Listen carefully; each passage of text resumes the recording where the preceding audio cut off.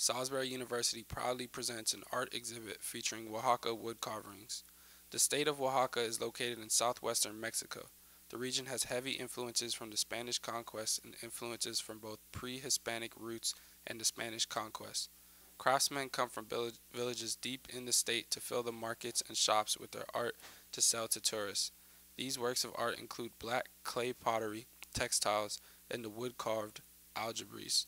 These algebres are now world famous and are the features of SU's exhibit this fall. The word Oaxaca translated to land of the guaje, which is the namesake tree of the region. The guaje tree, however, is not the preferred tree of these artists' carvings. The artists in fact prefer the softer, gnarled wood of the copal trees. The tradition of this folk art dates back hundreds of years, and the subjects are often suffused with magic realism, where myth is freely paired with the common elements of the natural world. The pieces carved from these trees are often monstrous figurines, used to scare off evil spirits or stifle the acts of sorcery.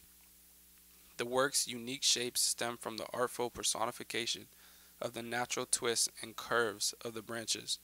Each piece is painted by hand with individual dots and tedious detail.